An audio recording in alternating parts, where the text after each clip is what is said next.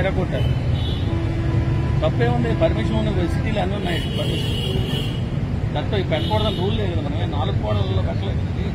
పార్కులో పెట్టలేదు, నిబంధనలకే ఇది కూడా అయిపోతుంది. ఎరగొట్టడం నేరం కదా.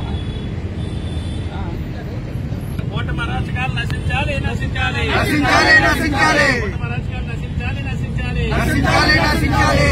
ఏదైతే ఇవాళ రాజశేఖర విగ్రహం ధ్వంసం చేశారో ఆ విగ్రహాన్ని ధ్వంసం చేసి కూటమి నేతలు ఎవరు ఉంటారు అందరినీ బేషరతుగా అరెస్ట్ చేయాలి,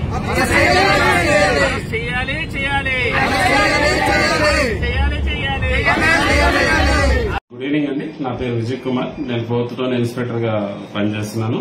26/8/2024 నిన్న నైట్ 9 గంటల ప్రాంతంలో కూటమి నాయకులు నార్త్ కాన్స్టిట్యున్సీకి సంబంధించినటువంటి 45-14 వార్డుకు సంబంధించినటువంటి నాయకులు పోలీస్ స్టేషన్ కి రావడం జరిగింది. ఒక రిపోర్ట్ కూడా ఇవ్వడం జరిగింది. అక్కయ్యపాలెం సిగ్నల్ పాయింట్ వద్ద జీవీఎంసీ గ్రీన్ బెల్ట్ లో ఎలక్షన్ కు బిఫోర్ వైసీపీ నాయకులు ఒక వైసీపీ జెండా స్తంభాన్ని ఆవిష్కరించినట్లు ఆ ఫిర్యాదులో పేర్కొన్నారు. అది ఎలక్షన్ కోడ్ సందర్భంగా దాన్ని తొలగించినట్లు, అదే ప్లేస్ లో వీళ్ళు August 15న జెండా ఎగరేయడానికి జీవీఎంసీకి పర్మిషన్ అడిగితే వాళ్ళు నిరాకరించినట్లు తెలియజేశారు. ఆదివారం, శనివారం ఈ 2 రోజుల సెలవు దినాల్లో ఈ వైసీపీ నాయకులు స్వర్గీయ రాజశేఖర రెడ్డి గారి విగ్రహాన్ని ఆ ప్లేస్ లో వితౌట్ ఎవరు పర్మిషన్ లేకుండా నిర్మాణం చేసినట్లు, అది వాళ్ళ కూటమి నాయకులు వాళ్ళ అభిమానస్తులు ప్రజల్లోన ఒక అంటే వాళ్ళ కక్షలు ప్రేరేపించే విధంగా ఉన్నాయని ఒక రిపోర్ట్ ఇవ్వడం జరిగింది. అదేవిధంగా ఈ రోజు మధ్యాహ్నం 1 గంట సమయంలో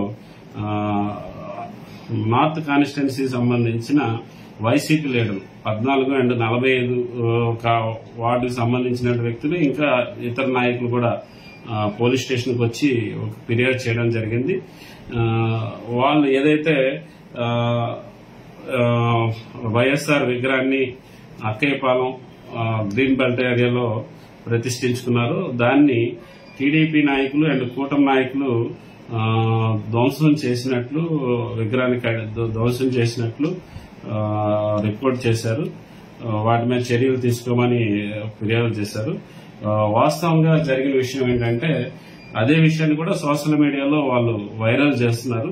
వాస్తవంగా జరిగింది ఏంటంటే పోలీస్ స్టేషన్ కి ఎలాగైతే రిపోర్ట్ ఇచ్చారో టీడీపీ నాయకులు, అలాగే జీవీఎంసీ అధికారులు కూడా వాళ్ళు ఫిర్యాదు చేయడం జరిగింది. నిన్న మా నైట్ రౌండ్స్ లో రాంపట్ల గారు అండ్ బీట్ వాళ్ళు కూడా ఉండేటప్పుడు జీవీఎంసీ అధికారులు కొంతమంది ఆ పరిసర ప్రాంతాల్లో జేసీబీతో ఉండేటప్పుడు వాళ్ళని ప్రశ్నించితే జీవీఎంసీ అధికారులను తెలియజేశారు.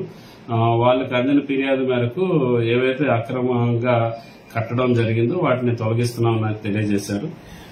ఇది వాళ్ళకి అంటే జీవీఎంసీ అధికారులకు వచ్చిన రిపోర్ట్ మీద వాళ్ళు తీసుకునే చర్యలే తప్ప ఇది టీడీపీ సోషల్ మీడియాలో ప్రచారం అయినట్టు టీడీపీ వాళ్ళు గాని లేకపోతే కూటమి నాయకులు చేస్తున్న విధ్వంసం అయితే కాదు.